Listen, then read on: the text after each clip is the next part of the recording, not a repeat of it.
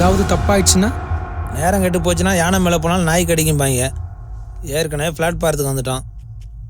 அப்போவே அந்த house owner சொன்னான். எங்கள் வீட்டில எல்லாம் சென்சிட்டிவ் டைப்பு. ஏதாவது போலீஸ் கிளீஸ்னு லாக் ஆகிட்டோம், அவ்வளவுதான், முடிஞ்சுது. யார் உசுரோடையே பார்க்க முடியாது. அப்படியெல்லாம் எதுவும் நடக்காது. இது ஒரு ஆன்லைன் பிஸ்னஸ் மாதிரி. கஸ்டமரை நம்ம மீட் பண்ண போகிறதே இல்லை. எங்களுக்குள்ள எந்த ஒரு டைரக்ட் டீலும் இருக்க போகிறதில்ல. இதில் யோசிக்கிறதுக்கு ஒன்றும் இல்லை. காலையிலேருந்து கொஞ்சம் கொஞ்சமாக தள்ளி தள்ளி குப்பமேட்டுக்கே கொண்டு வந்துட்டாங்க. இப்போ நமக்கும் குப்பமேட்டுக்கு ரொம்ப தூரம் இல்லை. விட்டால் ஒரே அடியாக கூட்டி தள்ளிடுவாங்க. இங்கே பசிக்காக சாப்பிட்ற ஒரு கூட்டம், ருசிக்காக சாப்பிட்ற ஒரு கூட்டம் இருக்குன்னு தான் தெரியும்.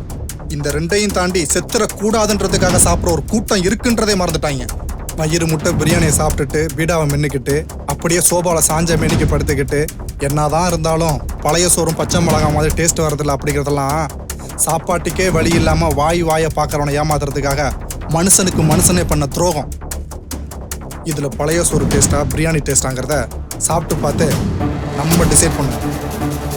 இப்போ நம்ம முன்னாடி திறந்து கிடக்குது ஏடிஎம் மிஷின் இல்லை, ரிசர்வ் பேங்கே திறந்து கிடக்கு. ஒரே ஒரு நாள், ஒரே ஒரு பிஸ்னஸ். நம்ம புத்திசாலின்றதை நிரூபிக்கிறோமோ இல்லையோ, முட்டாள் இல்லைன்றதை நிரூபிச்சே ஆகணும். சரி, ட்ரை பண்ணுங்க.